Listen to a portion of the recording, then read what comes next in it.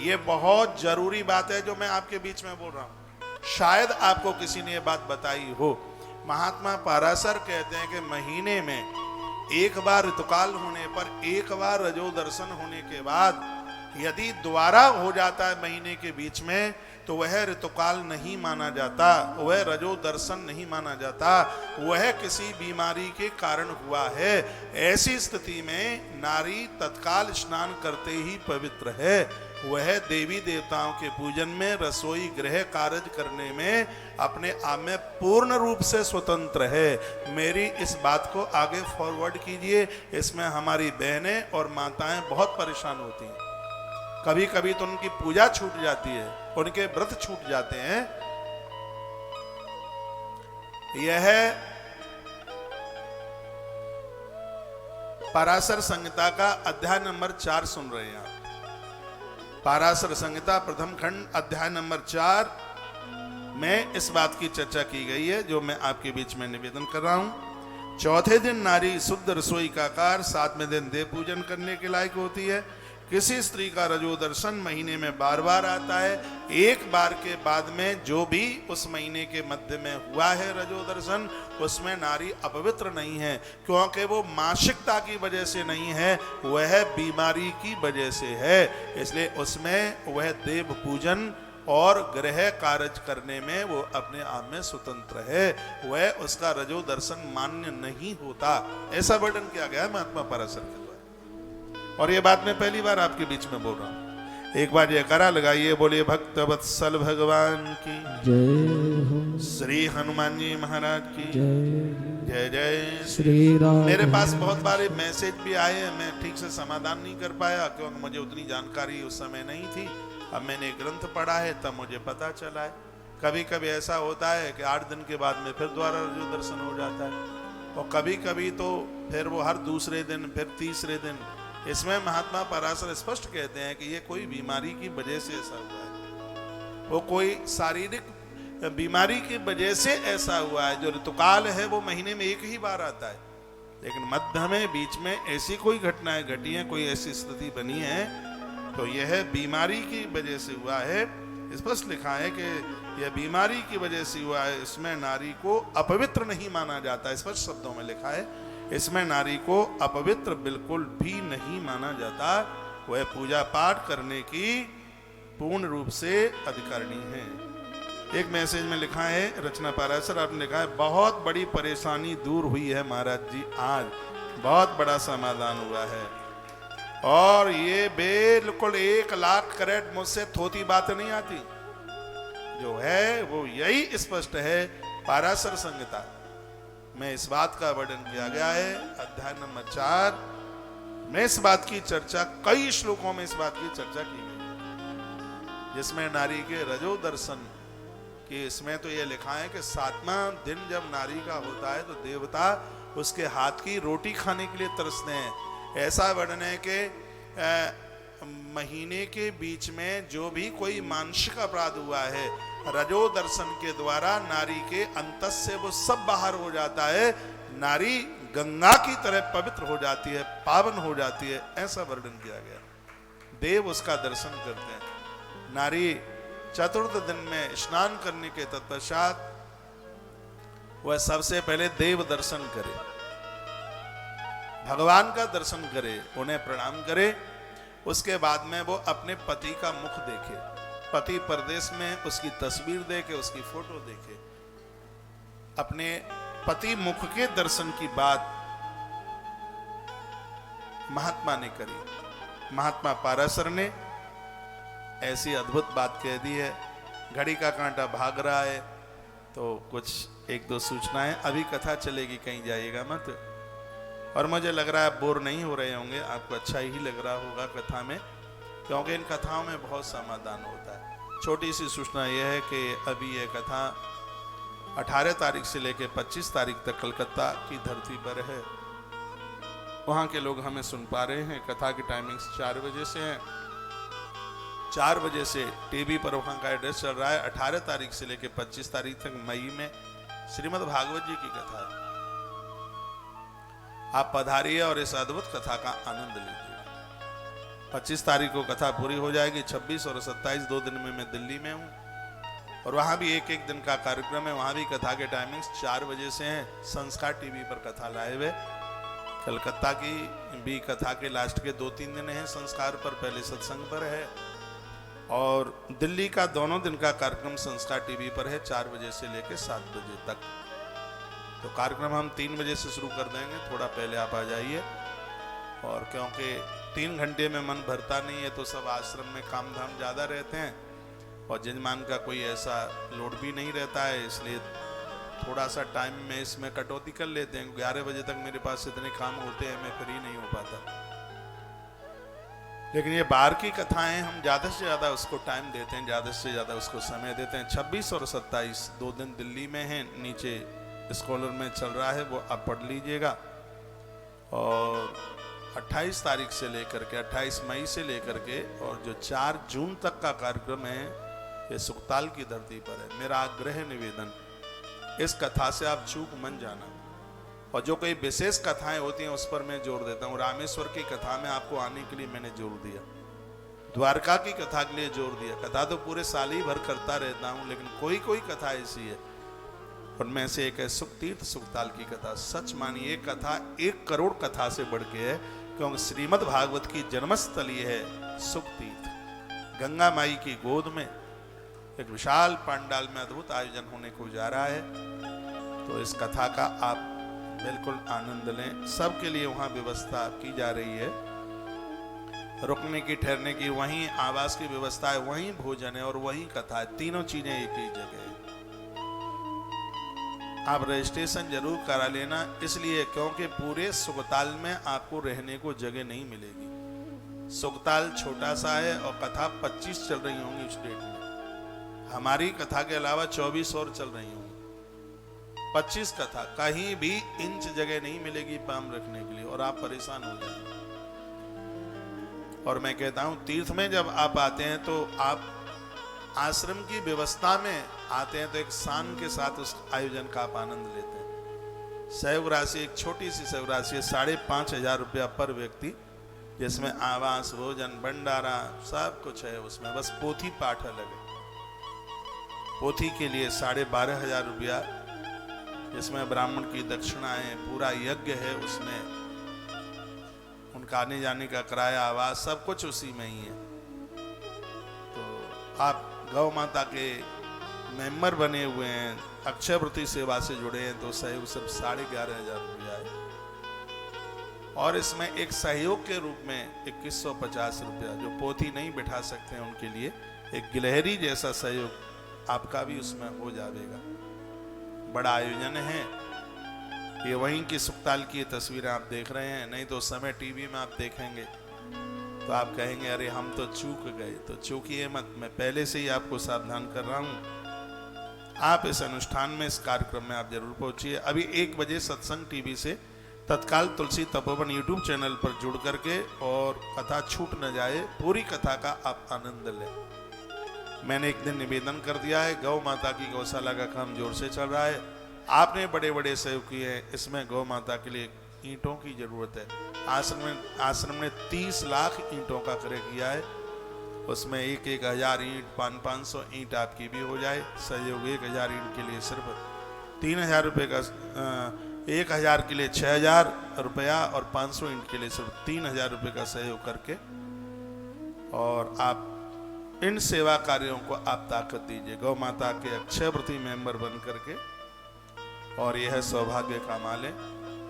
और भी जल सेवा, तमाम प्रकार की व्यवस्थाएं और भंडारे के लिए सहयोग करके, और आप अपने पूर्वजों को आनंदित कर दीजिए। कल आप सुन रहे थे, कलयुग में अन्न का दान करने का फल प्राण दान के बराबर है, क्योंकि कलयुग में प्राण अन्न में ही रहते हैं। आपसे बन जाए व्यवस्था तो 5 वर्ष के भंडारे में सिर्फ 11,000 रुपया, 11 वर्ष के भंडारे में 21,000 रुपया, और आजीवन हमेशा हमेशा के लिए भंडारे में 51,000 रुपये का सहयोग करके, और इस पुण्य के लाभार्थी बन जाएं, इस पुण्य के अधिकारी बन जाएं। गौ माता के लिए भूसा चारा गोदाम भरे जा रहे हैं, उसमें आप सहयोगी बनते हुए, और यह सौभाग्य, यह मौका, यह कमाले, आनंद हो जाएगा। आइए रामायण की एक चौपाई के साथ, क्योंकि 1 बजने वाला है, सत्संग टीवी के जितने भक्त हैं तुलसी तपोवन यूट्यूब चैनल पर पहुंच रहे हैं। आइए मानस चौपाई के साथ में, और हम बड़ी अद्भुत कथा की तरफ चल रहे हैं जिसको सुन करके बड़ा आनंद होगा। देह धरे कर ये फल भाई, देह धरे कर ये फल भाई, भजिए राम सबका में बिहाई। देह धरे कर ये फल भाई, देह धरे कर ये फल भाई, भजिए राम सबे काम बिहाई। देह धरे कर ये फल भाई, भजिए राम सब काम साहब गाइए। देह धरे कर ये फल भाई, भजिए राम सब काम बिहाई। देह धरे कर ये फल भाई, देह धरे कर ये फल भाई, भजिए राम सबे काम बिहाई। देह धरे कर ये फल भाई, भजिए राम सबे काम बिहाई। देह धरे कर ये फल भाई, देह धरे कर ये फल भाई, भजिए राम सबे काम बिहाई। साहब गाइए।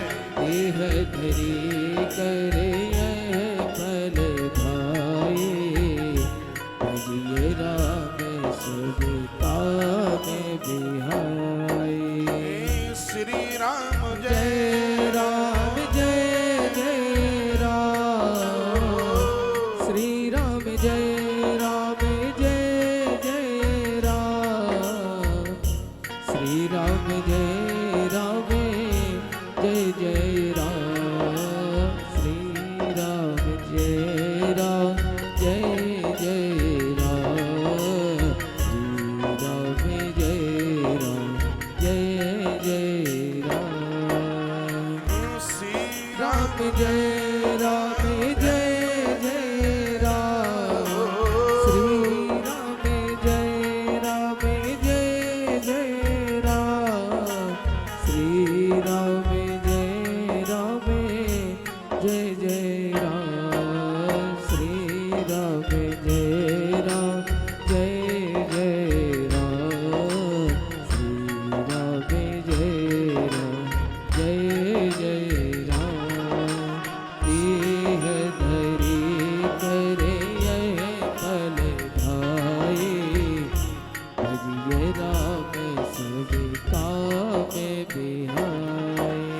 कौशल्या के प्यारे राम, कौशल्या के प्यारे राम, दशरथ राज दुलारे राम, कौशल्या के प्यारे राम, दशरथ राज दुलारे राम।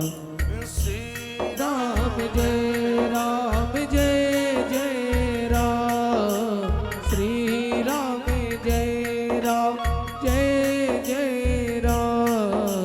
श्री राम जय जय राम, श्री राम जय जय राम, श्री राम जय जय राम।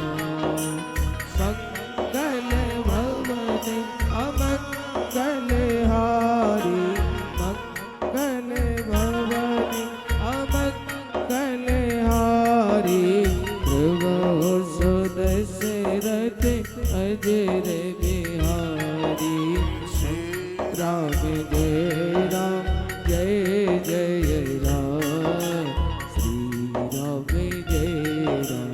जय जय राम श्री राम जय राम जय जय राम श्री राम जय राम जय जय राम श्री राम जय राम जय जय राम श्री राम जय राम जय जय राम श्री राम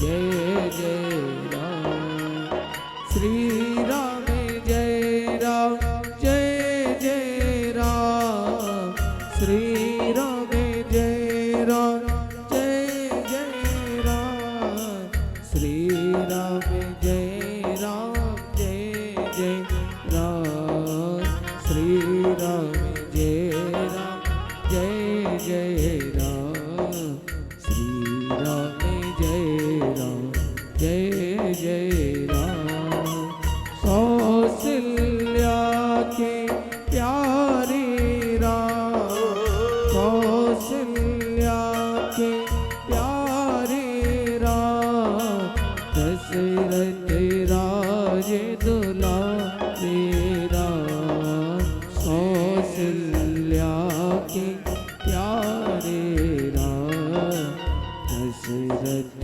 राज दुलारे राम श्री राम जय राम जय जय राम श्री राम जय राम जय जय राम श्री राम जय राम जय जय राम श्री राम जय राम जय जय राम श्री राम जय राम जय जय राम श्री राम जय राम जय जय राम श्री राम जय राम जय जय बोले भक्तवत्सल भगवान की जय श्री हनुमंत बलवंत महाराज की जय परम कल्याणी गैया मैया की जय हो तो फिर ये बात बड़ी अच्छी बात कही गई है कि नारी चौथे दिन शुद्ध हो जाती है रजो दर्शन से,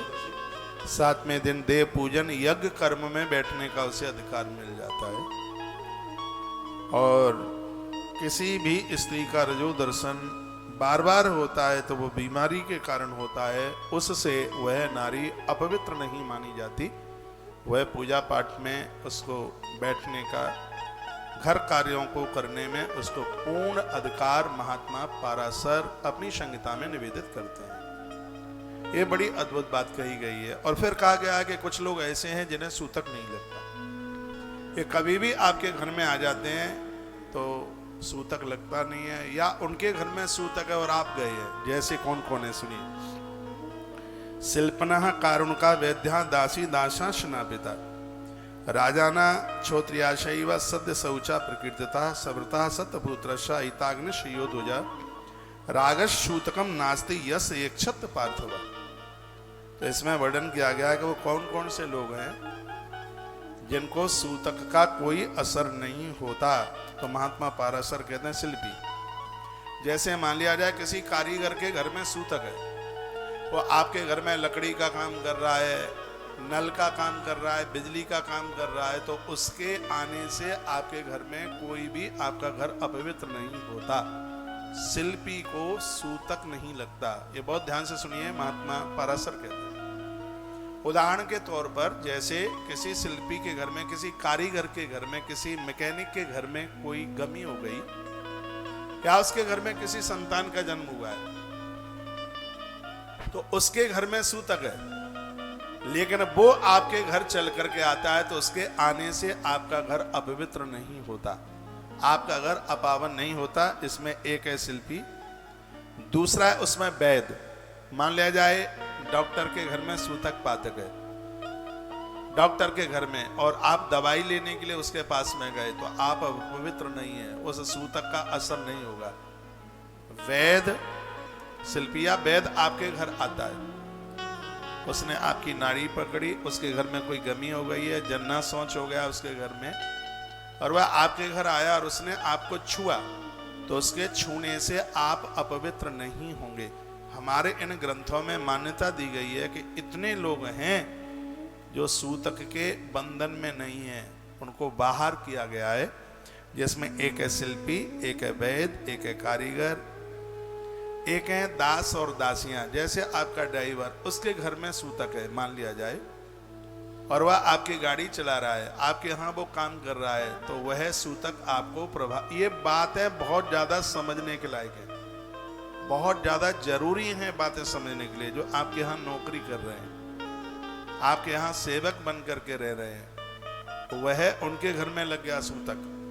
वो आपके यहाँ नौकरी कर रहे हैं, आपकी गाड़ी चला रहे हैं, आपके यहाँ पेड़ पौधों का काम कर रहे हैं और कोई काम कर रहे हैं, तो यह सूतक उनके ऊपर लागू नहीं होता, वह आपके घर में वो काम कर सकते हैं। फिर बताएगा एक है राजा, राजा को भी सूतक से बाहर रखा गया है। राजा के यहाँ कोई गमी हो गई, राजा के यहाँ कोई मृत्यु हो गई, तो राजा से आप मिले अपने काम के लिए और आप उसके यहाँ गए, तो आपको उस काम बात का कोई भी सूतक का प्रभाव नहीं होगा, कोई भी आपको वह प्रभाव नहीं दिखा पाएगा। या राजा आपके यहाँ आया, या आप किसी काम के लिए आप राजा के यहाँ गए, तो राजा को भी सूतक से बाहर किया गया है। और एक है अग्निहोत्रीय ब्राह्मण, जो नित्य यज्ञ करता है, हवन करता है, उसके यहाँ कोई गमी हो गई, कोई मृत्यु हो गई, या किसी का जन्म हो गया, तो चाहे मरना सोच है और चाहे जनना सोच, दोनों में से कोई भी सूतक है, अग्निहोत्रीय ब्राह्मण, या आप उसके घर आए या आप वहां गए, तो यह भी सूतक के दायरे से बिल्कुल बाहर है। कुछ चीजें और हैं, विवाह, उत्सव, यज्ञ आदि कर्मों में मान लिया जाए 3 दिन रह गए हैं विवाह के, मान लिया जाए, तो महात्मा पराशर कहते हैं, तो जो 13 दिन के बाद में जो शुद्धि होती है, वो 3 घंटे के बाद भी होने का पूरा प्रावधान है। यज्ञ के मध्य में या यज्ञ के आरंभ में ही, या किन्हीं बच्चों का जन्म है उसके आरंभ में ही माँ गुजर गई या पिता गुजर गया, या घर में और कोई किसी की गमी हो गई है, तो और वो शादी करनी है, तो इसमें वर्णन है कि तत्काल संपूर्ण शुद्धि का विधान किया गया है, और उस शुद्धि के द्वारा वो सब तत्काल बेटी को भांवर और बेटे की बारात ले जाने का पूरा अधिकार है। एक बड़ी अद्भुत बात कही है, विवाह और यज्ञ की सामग्रियां खरीद कर ला करके रख ली गई, इतने में या तो किसी की सोबड़ हो गई है या किसी का मरणासन सूचक लग गया है, तो यज्ञ और विवाह की जितनी भी सामग्रियां हैं वो इस सूतक में अपवित्र और अशुद्ध नहीं होती, ऐसा महात्मा पाराशर कहते हैं। बात आ रही है समझ में कि नहीं आ रही है? हाँ, तो इसमें वो वस्तु अपवित्र नहीं होती, चाहे वो यज्ञ की सामग्री है और चाहे वो विवाह की सामग्री है, चाहे किसी की सोवड़ घर में हो गई है और चाहे किसी का मरणासन सूतक लग गया है, तो ये नहीं है कि सब सामान खरीद करके ले आए हैं और ये तो सब इसमें सूतक पातक लग गया, बिल्कुल भी नहीं, उसको शुद्ध ही माना गया। स्पष्ट लिखा है, विवाह उत्सव यज्ञादि कार्यों में सूतक यदि लग जाए तो उनकी शीघ्र शुद्धि कराने का विधान है। और वर्णन यह किया गया है कि जो खरीदी गई चीजें हैं, वस्तुएं जो खरीदी गई हैं, वह सूतक के दायरे में बिल्कुल भी नहीं आती, उन्हें सूतक नहीं लगता। फिर लिखा है कि जो युद्ध करते हुए संग्राम में मौत को प्राप्त हो जाता है, ऐसे वीर जवान का सूतक 1 ही दिन का माना जाता है। यह वर्णन किया, सिर्फ 1 रात्रि का सूतक है। जो ब्राह्मण और गैया के लिए लड़ते लड़ते मौत को प्राप्त हो गया है, क्या सुंदर अद्भुत बात कही गई है। इसमें वर्णन किया है कि देश के लिए युद्ध में जो जवान, गरुण पुराण में तो लिखा है कि उसके लिए पिंडदान करने की भी जरूरत नहीं पड़ती, उसके लिए तर्पण करने की भी जरूरत नहीं पड़ती। जो देश की रक्षा के लिए, जिसने बाण अपनी पीठ के ऊपर नहीं, उसने अपनी छाती के ऊपर सहे हैं और युद्ध करता करता मौत को प्राप्त हुआ है। गरुण पुराण में लिखा है कि एक यति की तरह सूर्यमंडल का भेदन करता हुआ वो मोक्ष को प्राप्त होता है, उसकी कभी दुर्गति नहीं होती। गरुण पुराण में लिखा है। महात्मा पाराशर कहते हैं कि जो युद्ध करते करते संग्राम में मृत्यु को प्राप्त होता है, ऐसे वीर जवान की मृत्यु पर सूतक एक ही रात्रि का लगता है बस। जो गाय के लिए, जो ब्राह्मण की रक्षा के लिए, गैया की रक्षा के लिए, और जिसने अपने प्राणों को त्याग दिया है, उसके लिए भी सूतक सिर्फ एक ही रात्रि का लगता है। उसके लिए 12-13 दिन का नहीं लगता, सिर्फ एक रात्रि का उसका सूतक है। ऐसा इस ग्रंथ में वर्णन किया गया। जो योगी परिव्राजक हैं, जो महात्मा, जो सन्यासी बने हुए हैं, और जो संग्राम में लड़कर जिसने अपना जीवन छोड़ दिया है, दोनों की मृत्यु बिल्कुल एक जैसी। एक रण में मर रहा है, एक वन में मर रहा है। एक रण में है और एक वन में है। यति और जवान दोनों सूर्यमंडल का भेदन करते हुए और यह मोक्ष को प्राप्त होते हैं। एक और बात कहकर मैं आरती की तरफ चलूंगा। तो ये लिखा है कि जो दूसरों को अग्नि संस्कार के लिए काष्ठ और उपलों की व्यवस्था करते हैं, उनके सब यात्रा में जाते हैं, उन्हें पग पग पर यज्ञ करने का पुण्य प्राप्त होता है। जो सब यात्रा में जाते हैं, जो मुर्दे के लिए लकड़ी, उपले कहते हैं कंडे, इनकी व्यवस्था करते हैं, ऐसे लोगों को पाम रखते रखते अनेका अनेक यज्ञ करने का पुण्य, अनेका अनेक यज्ञ करने का फल प्राप्त होता है। कल की कथा में आप सुनेंगे जो आत्महत्या करके मरा है, ऐसी सब यात्रा का दर्शन कर लिया या उन्हें छू लिया या उनके दाह संस्कार में गए हैं, तो वर्णन है कि उसका कितना बड़ा दोष है। इसको आप कल बहुत विस्तार पूर्वक सुनेंगे, जिसमें बड़े बड़े अद्भुत अद्भुत श्लोकों का वर्णन किया है। मैंने पूर्व में भी कई बार निवेदन किया है कि आत्महत्या करके मर जाना यह जीवन का कोई समाधान नहीं है। अपनी जिंदगी को आप चैलेंज कीजिए, चुनौती दीजिए। एक श्लोक बोल रहा हूं, अतिमानादति क्रोधात् स्नेहात् यदि वा भयात् उद्बदनीयाद् स्त्री पुमान गतिरेषा विधीयते।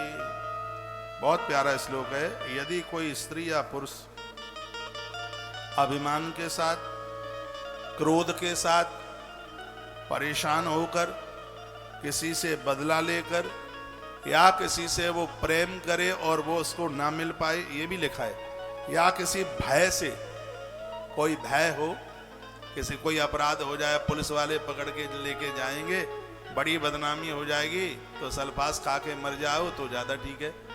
ये लिखा है किसी भय के द्वारा या किसी बीमारी के द्वारा, सब लिखा है, बहुत श्लोक लिखे हैं।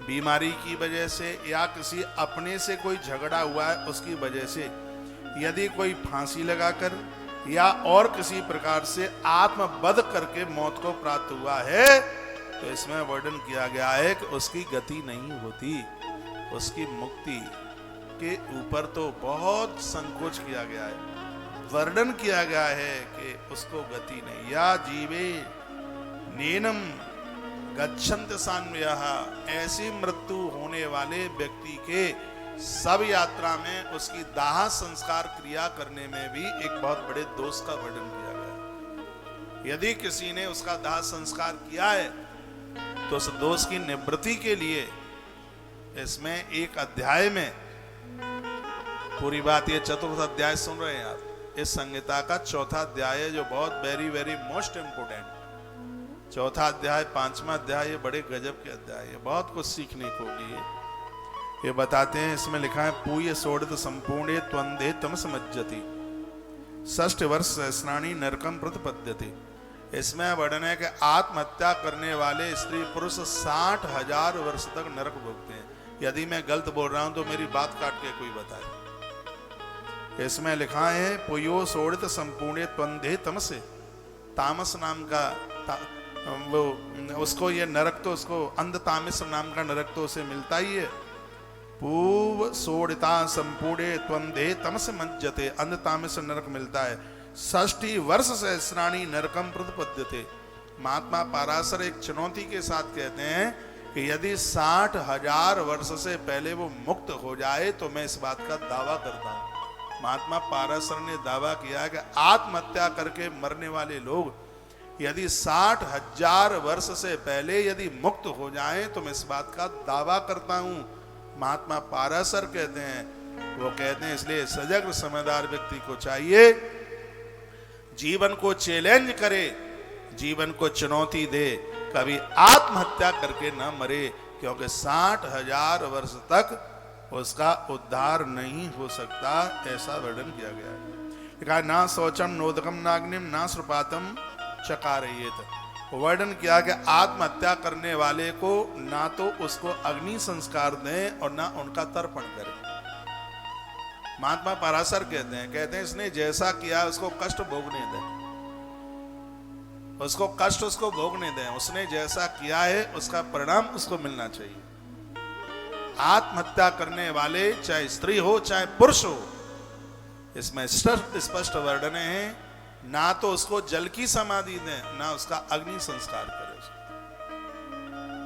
उसको ना उसको तर्पण करें ना उसका अग्नि संस्कार करें। लिखा ना शौचम नोदकम नाग्निम ना श्रुपातम चकारेत, इसमें तो लिखा है उसके लिए अश्रुपात भी न करे, उसके लिए रोए भी नहीं। इसलिए मैं आज की कथा में इसका और विस्तार पूर्वक तो कल वर्णन करूंगा। मैं बहुत प्रार्थना पूर्वक निवेदन करना चाहूंगा, कितना भी दुख परेशानी कष्ट आ जाए। दुर्योधन की एक बात मुझे, कर्ण की एक बात मुझे बड़ी अच्छी लगी। जिस समय तलवार लेकर अपनी गर्दन काटने के लिए दुर्योधन हुआ, तैयार हुआ, उसी समय कर्ण का आना हो गया। कर्ण ने पीछे से तलवार पकड़ ली और कर्ण ने कहा कि हे दुर्योधन, ये आत्महत्या कायर लोग करते हैं, डरपोक लोग करते हैं, तुम डरपोक नहीं हो, तुम कायर नहीं हो, तुम महावीर हो। और जो महावीर लोग हैं वो तो अपने जीवन के साथ संघर्ष करते हैं, अपनी जिंदगी को चुनौती देते हैं। कर्ण ने भी बहुत कुछ कहा था आत्महत्या करने वाले लोगों के लिए। मेरी व्यासपीठ भी हाथ जोड़कर बहुत वंदना प्रार्थना के साथ यह बात बोल रही है, जिंदगी को चुनौती देना, संघर्ष करना, जीवन में प्रारब्ध में जो हुआ है भोगने की कोशिश करना, लेकिन आत्महत्या करना तो बहुत है, कभी आत्महत्या के लिए सोचना भी मत, ऐसा महात्मा पाराशर कहते हैं। महात्मा पाराशर ऋषियों के बीच में बोले, अपराध तो बहुत हैं, बड़े बड़े अपराध हैं, लेकिन आत्महत्या से बढ़ करके कोई दूसरा अपराध नहीं है। इतना बड़ा अपराध है आत्महत्या करना। आज बस इतना सा ही है, वाणी को विराम लेंगे और आप सबको प्रणाम।